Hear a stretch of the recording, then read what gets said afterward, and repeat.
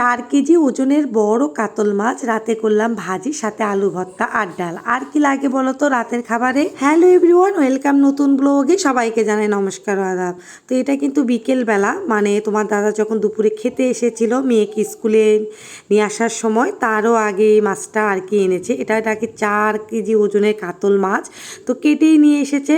তো কাটার পরে তোমার দাদা বলছিল আমার মনের মতো করে কাটতে পারেনি। আসলে তোমার দাদা খুব সুন্দর করে প্রতিটা মাছ একদম এক মাপে কাটে, আর তারা নাকি এমনভাবে কেটে দিয়েছে, একটা মোটা একটা বড় একটা চিকন। তো এখন কি করব বলো, এত বড় মাছ বাসায় এনে কেটে আর কি পরিষ্কার করা অনেক সময় লাগে, যার জন্য আর কি কষ্ট করে কেটেই নিয়ে এসেছে।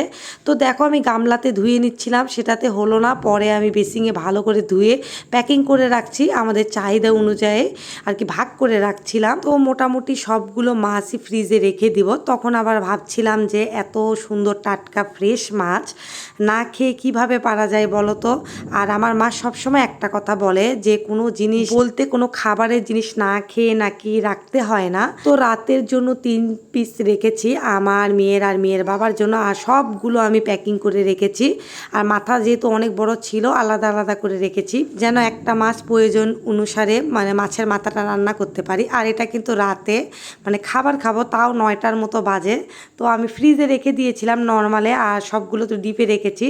তো 3 চাকা মাছ এখন ভেজে নিব। এখানে হলুদের গুঁড়া, মরিচের গুঁড়াও দিয়েছি, একটু জিরা গুঁড়ো দিয়েছি, যেহেতু শুধু মাছ ভাজি করব আর কিচ্ছু করব না, আর এটা হলে আর কিছু লাগেও না। তো ভালো করে মেখে নিচ্ছি। আর দেখো পাশে কিন্তু পেঁয়াজ কেটে রেখেছি, কারণ এই পেঁয়াজটাও ভাজি করব।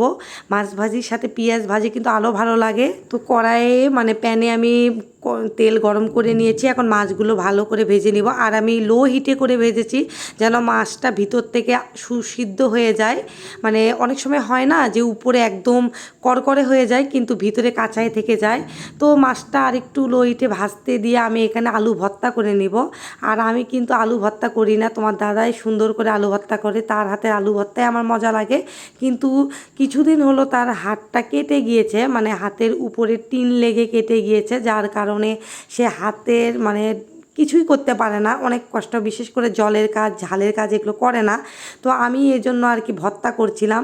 তো ভর্তাটা আর কি মোটামুটি ভালো হয়েছে, মানে তোমার দাদা যেমন একটা মজা করে ভর্তা করে ঠিক তেমনটা করতে পারি নাই, তবু কি যা করেছি সেটাই অনেক। আর এদিকে দেখো আলু ভর্তা কিন্তু হয়ে গেল, আর আমার মাছ ভাজাও হয়ে গেছে। এখন মাছগুলো আমি উঠিয়ে নিব, উঠিয়ে নেওয়ার পরে আমি এখন পেঁয়াজ ভেজে নিব। তো এই পেঁয়াজটাতে একটু কাঁচামরিচ দিলে ভালো হয়, কিন্তু আমার ফ্রিজে কাঁচামরিচ ছিল না, এই জন্য আর কি শুধু আমি হচ্ছে পেঁয়াজ ভেজে নিচ্ছি। আর যেহেতু মাছে মশলা ছিল, যার জন্য আর মশলা এখানে ইউজ করি নাই, মশলা বলতে হলুদ লবণ ইউজ করি নাই।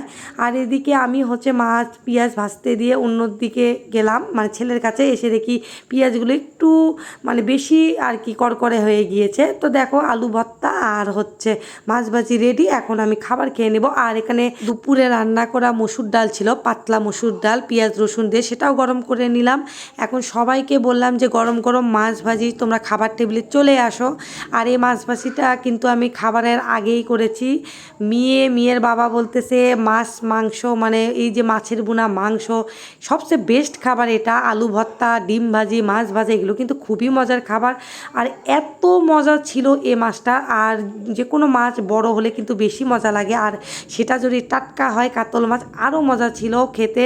মেয়েও মজা করে খেয়েছি, তোমার দাদাও খেলো, খুবই মজা ছিল।